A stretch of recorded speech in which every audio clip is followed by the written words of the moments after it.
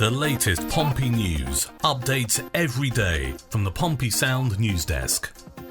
One of Pompey's Australians, SEGECIC, has been telling Football 360's Simon Hill how he's fitting into the Championship. Yeah, to be fair, I think a lot of people, when I first chose to come to England and the Championship, all said, I don't think it was the right decision. You're small, the Championship's so physical, and yeah, I think for me, I just wanted to prove a point and prove everyone wrong. And I feel like, if you're a good footballer, no matter what league and where you're playing, you can make yourself, effective and useful. And I think, I've been doing that, and I look forward to continuing to do it when I get back.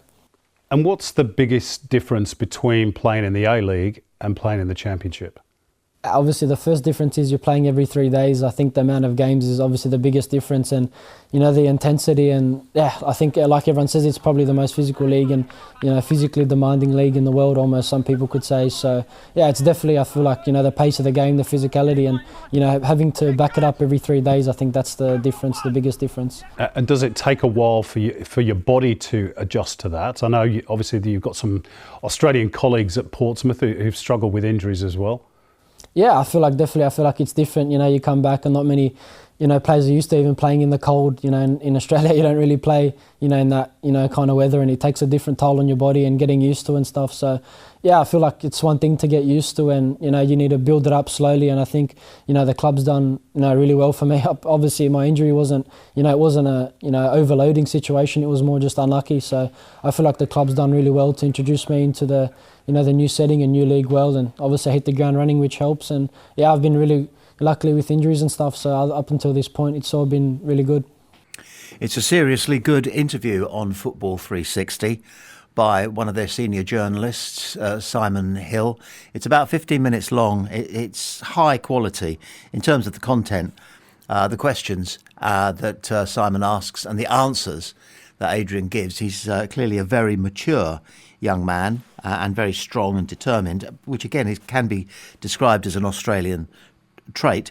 He talks, for example, I won't spoil it for you, he talks, for example, about his time on loan in the Netherlands, about the difficulties that the UK leaving Europe caused him because he had a Croatian passport, which meant he could move freely and work freely where he wanted to.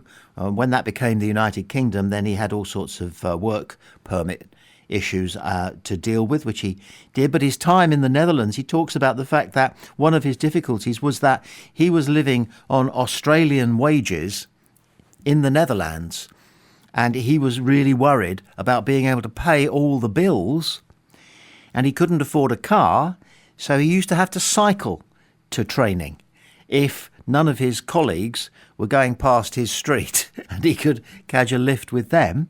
So that, he said, was very character forming. And of course he was on his own, and the language was not English, although obviously plenty of Dutch people speak English. But he did have language difficulties. He was all on his own. He said, if I had a bad game, I would have to go back to my own flat by myself and deal with it myself, all of which was character forming. So, and again, I'm not spoiling the interview for you. I strongly recommend it to Pompey fans. And there's an interesting revelation as well in it, really riveting, something that I wouldn't have guessed. And I'm going to tease you into going and having a listen to the interview, because it concerns his friendship, very strong friendship, with a legendary English footballer, an English striker. And it won't surprise you when you find out by listening to the interview exactly who that person is. So that's Football 360, terrific 15-minute interview. Simon Hill, one of their senior journalists and a very, very good journalist too, a broadcaster, and Adrian SEGECIC, who we hope to see on Saturday. Former Premier League defender Joe Bennett is currently training with Pompey as they deal with a shortage of left-backs. The 35-year-old, who's played for Aston Villa, Middlesbrough, Cardiff, Brighton, Sheffield Wednesday and Wigan Athletic, has been working with the squad this week. However, manager John Mousinho made it clear this afternoon that signing Bennett isn't on the cards as they cope with the absence of Conor Ogilvie. Bennett left Oxford United in the summer after 2 years at the Kassam Stadium, Mousinho's former club. The ex-England under-21 international has since joined Walton and Hersham, where he's been playing in the Southern League this season. But Mousinho explained that Bennett, who made 12 championship appearances last season, isn't being considered as a signing. Instead, he's simply helping out in training, which allows the club to properly prepare for championship matches. Without any available left-backs, the Blues would struggle to work on team shape and tactics effectively. That's where Bennett's presence has been valuable since joining the group this week. Mousinho said, "Joe has come in to train with us this week. He's not available to sign because he's registered with another football club. He's not someone we're looking at because we knew we could never sign him anyway. But in terms of the shape work we want to do, without any left-backs in the building, and Terry Devlin away with Northern Ireland, we would have been left with just Willow, Williams and Swanson. With the shape work we do, we like to do 11v11s, and that would have been very difficult. Joe's come in to help and it's been great that he's helped, but there's no intention to sign him. He can't sign with us because he's registered with another football club."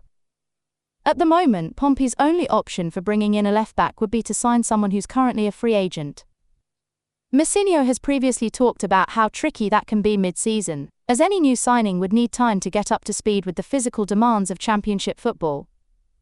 Ogilvie is expected to be sidelined for up to 3 months after suffering a knee injury against Wrexham earlier this month following a challenge by Issa Kabore. Jordan Williams came on for him in that match and kept his place at left-back for Pompey's most recent game at Hull City. Well, it's an intriguing story and it's a good spot by somebody. John Mousinho, for good reasons, has pulled the wool over people's eyes before. He's mainly looking to trip up our opponents, of course, but it means that sometimes he trips up fans and journalists. And we're usually pleased because it often produces results. And if we are grooming this guy Bennett to come in and do a job for us, whilst we're looking for a permanent or more permanent replacement for Conor Ogilvie, then that would be a good move. It would mean that we would surely be reverting to 4 at the back, which we understand that John Mousinho probably prefers as his best formation. And we do have a good defensive record this season so far, as you may have heard elsewhere on Pompey Sound. At this point in the season, we've conceded 5 fewer goals than this time last season. So the defence is performing quite well, especially when it's playing a back 4. The back 3, if it's foisted on us, we don't seem quite so comfortable and we seem just that little bit more leaky. We're playing a right back at left back if Williams is given that job, and that is of course less than ideal, but he is a true professional, isn't he? I mean, right, to his marrow, a professional is Williams, and it's good to be able to call on someone like him. But a specialist left back, especially as long as he's got some legs still in him, and although he's 35, this guy made was it a dozen or 15 championship appearances last season. So I suppose he's a bit of a Matt Ritchie, really. And there are lots of people, our correspondent Steve Bone is eminent amongst them, who are missing Matt Ritchie, and I think quite a few of us would have liked him to be available to go wide right during the injury problems that we've had, that being a position that we haven't successfully filled since, of course, that spectacular season that we had with Abu Kamara out there, which reminds us we must look him up and see how he's doing in his career, just out of curiosity, really. And also it will fuel the argument, allow the talking point, should we have paid the 3 or 4 million that he eventually fetched when Hull came in for him, or in fact has he burnt himself out playing on the continent. So all in all, a new left back at Pompey? No, a former mate of John Mousinho, and John Mousinho does people favours, people that he's known and worked with in his career, and he's making sure that Bennett, although he's playing for Walton at the moment, is able to train with professionals and therefore keep himself in tip-top shape. Football news agency The 72 asked their football writers for their predictions for Millwall. Johan Walsh. Portsmouth have to be formidable at home if they are to survive their second season in the Championship. Pompey look likely to be in a relegation fight this term, and their recent form is a huge concern. On the other hand, Millwall have to be winning these sorts of games if they are to finish in the top 6. Their away form before the Birmingham City loss was excellent, and they must put their last few performances behind them and come back from the international break hungry for 3 points. I think it could be a scrappy game at the weekend with both sides needing a win. The Lions do possess more quality than Pompey, but Fratton Park is a tough place to play. I will go for a draw, with each side having plenty of chances to snatch a victory. Prediction: Portsmouth 1, Millwall 1. James Ray. Few sides need a win quite like Portsmouth do. 6 without a triumph and 4 defeats in that run, they've slipped to 20th and desperately need a confidence boost. They've got to turn Fratton Park back into a fortress, but more importantly, they have to start scoring. Josh Murphy's service against Hull City made for good viewing, and with some big players back they will be hopeful. Millwall are a fine side though. The Lions didn't enter the break too well themselves, but they certainly have the quality to dispatch Pompey if they're on their game. I do think Millwall should be winning this, but I just get the feeling Portsmouth might grind out a point. Prediction: Portsmouth 0, Millwall 0. So both of their guys going for a draw, a 1-1 draw in the case of one, and a 0-0 draw in the case of the second guy. I think we'd settle for a draw, would we? Pompey fan that you are, would you settle for a draw? radiopompey@gmail.com if you want to chuck your hat into the ring on that conversation.